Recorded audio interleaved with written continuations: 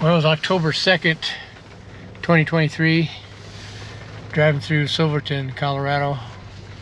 It's sleeting again. Had a little bit of snow last night on the mountaintops. So we're heading out to the old 100 gold mine tour.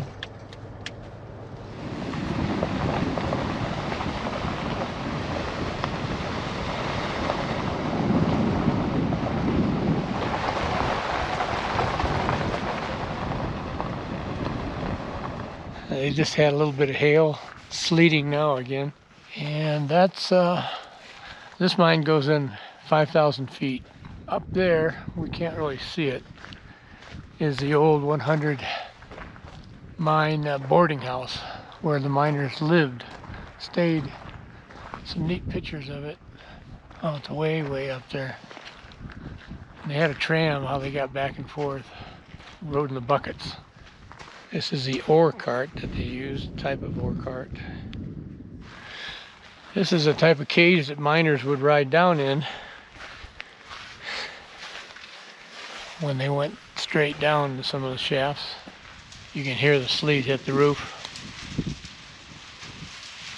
It's chilly. What was the temperature this morning? In the 30s, I'm sure. 33. Now you can see the hail coming down. So you have to wear a hard hat to go in the mine.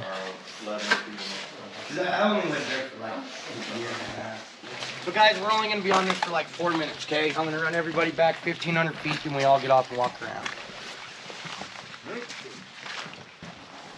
All right, hi guys, I'm Trent. I'll be your tour guide. So guys, I'll try to make this quick so we don't get too wet out there. Guys, this mining claim right here, the old 100, was first mined in 1880, okay? Now the old timers, they took a portal up top that back mountain and they mined it for about 20 years. Guys, 1904, they went up to that top portal and they built a 3-story boarding house. It says bunkhouse. Stand right next to it and look to the top of the back mountain. That 3-story boarding house is still up there, guys. It's pretty cool to look at, okay? Now guys, this that I'm gonna take you under to look at, this was done by Dixieland Mining Company from 1968 to 71. So guys, Dixieland came in, took this level. You see the wooden trestle right under the cliff? They took that level and one more. So guys, we actually have 7 levels running through this mining complex, okay? Now what we're gonna do, guys, is I'm gonna run you about 1,500 feet underground. We're all gonna get off, walk around. I'm gonna run some equipment for you and kind of show you how we mine around here, okay?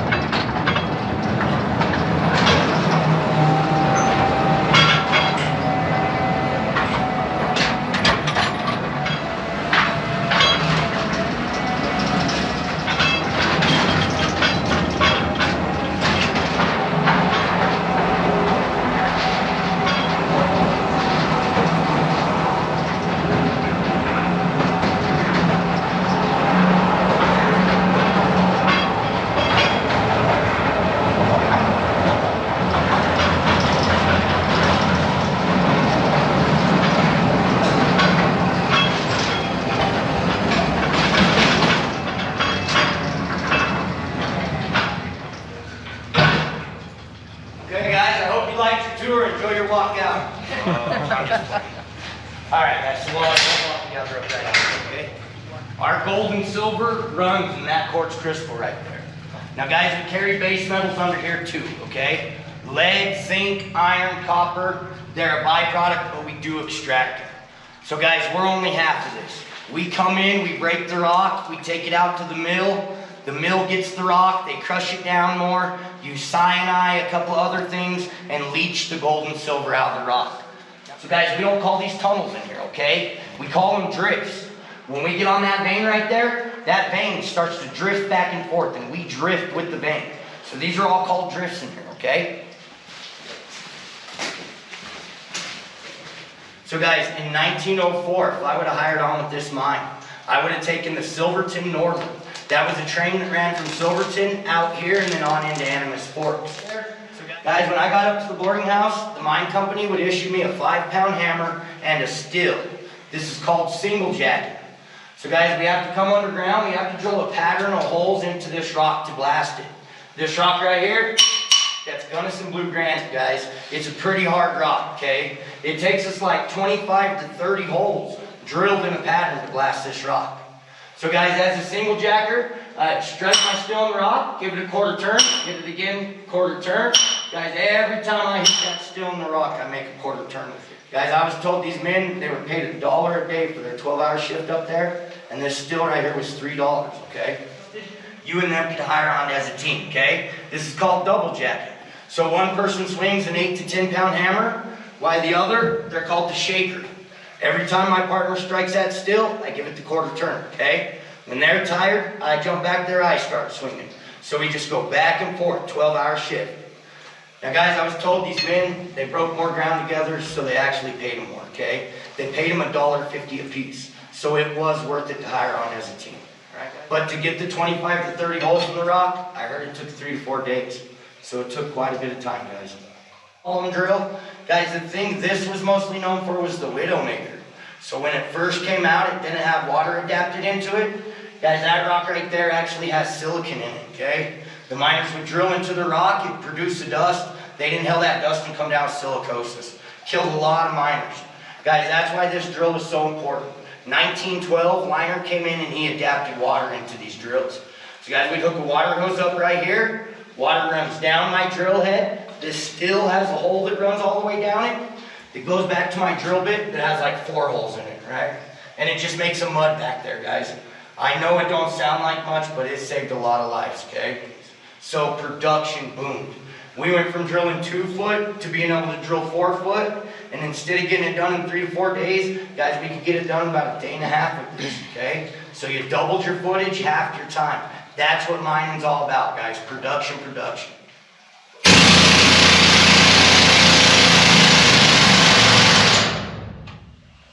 Okay.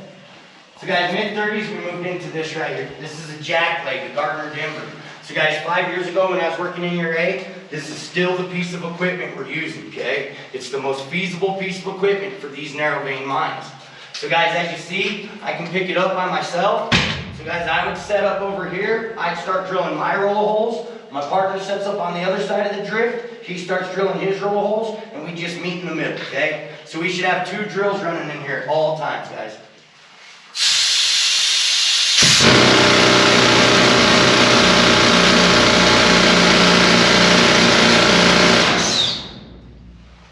So guys, nowadays we drill with the 6 foot still, okay? So even more footage. And me and my partner, we should blast twice a day. We should blast at lunch, blast going off shift, okay? So guys, do we have any questions with any of the drilling methods? So the miners had to use some kind of ear protection? Huh? It was not until 1967 that the mine companies had to issue anything, right? 1967 is when MSHA came in. So that's like OSHA for underground, they govern us, right? But up until then, like my grandfather, I had to talk to him face to face, man, right? Because up until then, the miners just had to fend for themselves. Yeah. So this right here, this is a raise. This runs up 650 feet and hits Dixieland's secondary level. So guys, where that wooden trussel was coming out of the hillside, this runs up and hits that level, okay? Now we take these raises for 2 different reasons. 1 is to move men from level to level to start working, and 2 is to drop ore down to this level. So guys, this level down here is called main haulage, okay? That's why it's so wide. All the other levels above us would only be like 6 to 8 feet wide. They'd be a lot tighter than this. So guys, we drop all of our rock down through the levels onto ore cars down here, and then out to the mill. So this is where all the action happens, is down here, okay? We'd have piled like 6 guys in there. We'd have brought our drills, dynamite, lunch boxes, everything you need for the day. There would have been a cable hooked to the top right there, ran up that 650 feet through a shiv block, and then back down to the hoistman and the hoist room back here. Now guys, in your array, we actually had 14 levels running through the mine. We had the luxury of using walkie-talkies and repeaters to communicate. My grandfather and father didn't have that luxury, guys. They actually had to use a bell system to communicate through the levels, okay?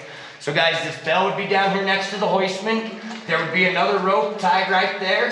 Ran up that 650 feet to another bell with the rope tied onto it.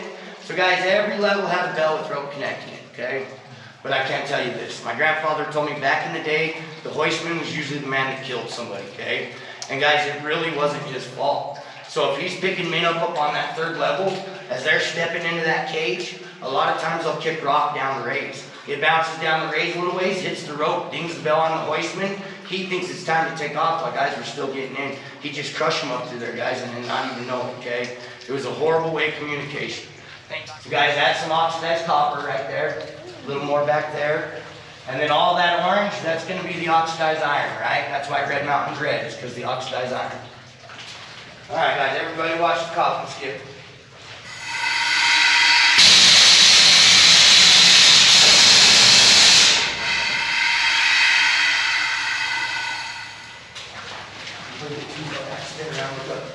Now, up at the boarding house, there was 24 miners. 12 beds were under there, or in there, right? They hot bedded. One slept by one worked. Yeah. The biggest mines in San Juan County was the Sunnyside Gold Mine, where my grandfather and father worked. There was about 600 men working at, 300 a shift. 24/7. Yep, absolutely. Got to keep that mill running. You shut the mill down, you're gonna lose millions. Yeah. 3/4 inch cable running from that hoist up this incline. That incline runs up there 150 feet and hits the raise, okay? So guys, our cable would go out into the raise, through a shiv block, up that 650 feet, through another shiv block, and come back down and connect to the cage out there. So all these lights in here, that is just for the tour, okay? We would never have these lights underground like this. We blow them up right away. So guys, the light that me and my partner have to come underground with nowadays is this right here.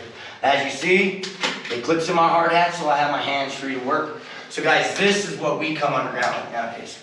Back in 1880, this is the light they had to come underground with, guys. Candlelight, okay? Now you really gotta think about it.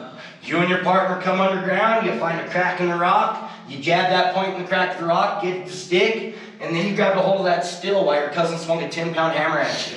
And just candlelight, guys, okay? Yes. Old timers were amazing. They were amazing for what they did.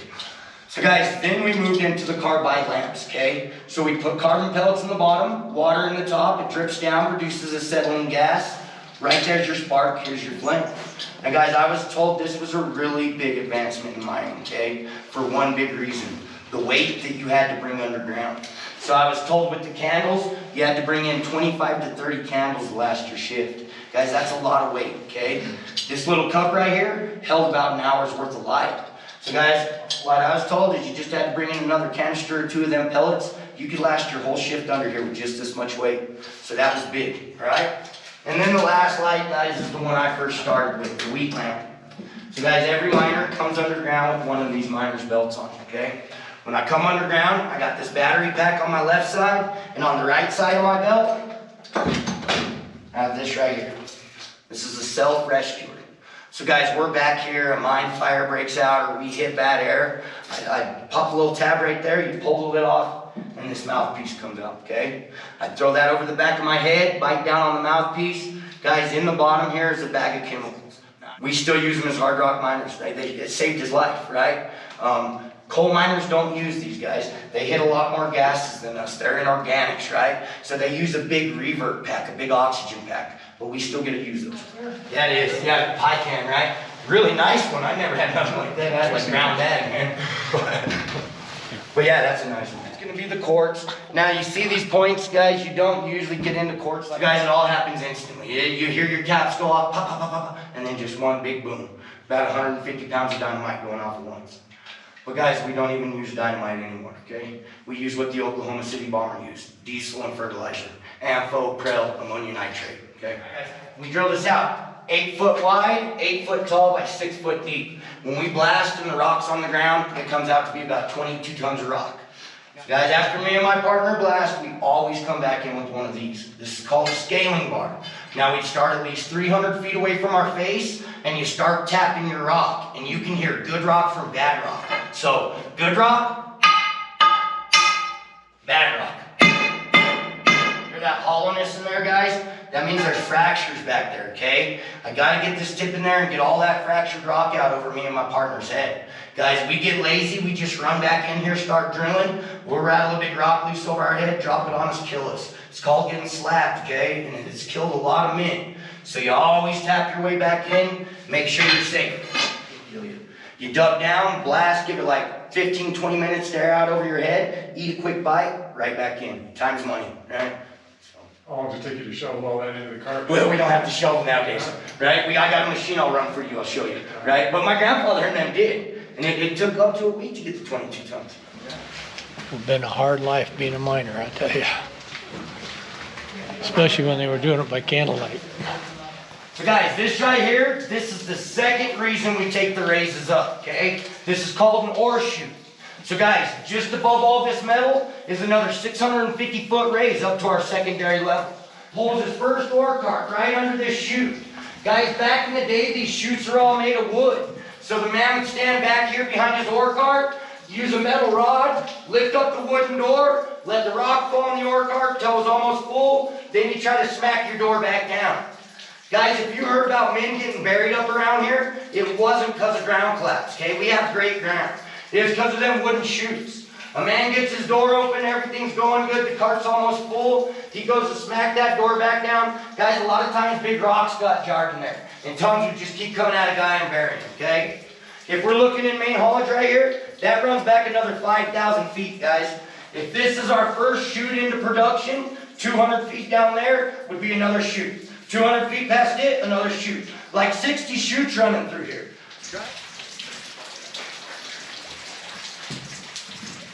Okay guys, so this right here, this is the slusher, okay? So this would be up above us 50 feet in that stope I was telling you about. So guys,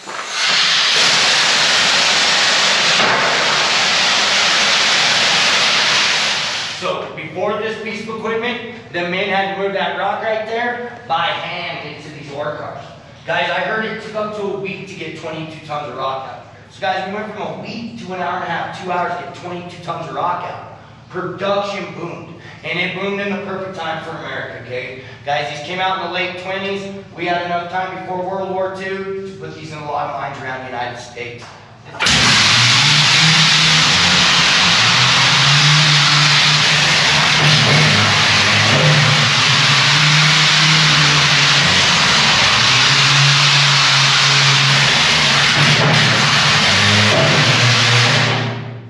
So guys, that's a cycle. You should cycle twice a day. Drill blast mug, drill blast mug. Pretty easy. So this is all run on compressed air? Yes, sir. Yes, sir. So where's your compressor for this right here? Just right around that corner. You hear it? Okay. Hear it thumping? Yeah. Yeah, it's a little baby one. So they had to run lines for a long ways. Sure. And when I was in your age, we had 2 huge electric air compressors outside and 12-inch air line running there. 12. Right? You got to carry a big head. This runs on like 160 psi constantly. This is the honey car, okay? Let me tell you, even nowadays, we have to go to the bathroom back here, guys. Luckily nowadays, we got porta johns halved up on flat cars back here. We fill them up, run them outside, Bob's John deals with it. We don't. But guys, my grandfather and them, they had to deal with it. And this was the tool that they used, okay? You bring that 5-gallon bucket, slide it under there, twist this lever, fill it up, walk outside with it, dump it over the edge, back in.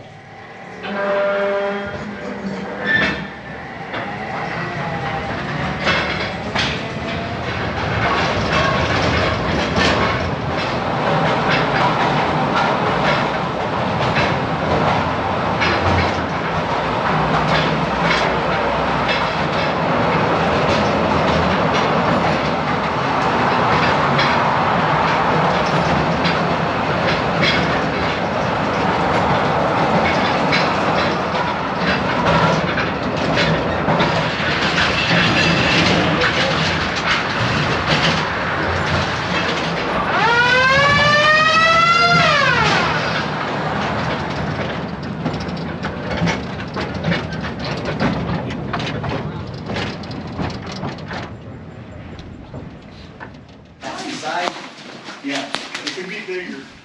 Well, that was pretty informative. It's pretty neat. I just boggles my mind to see what those miners went through.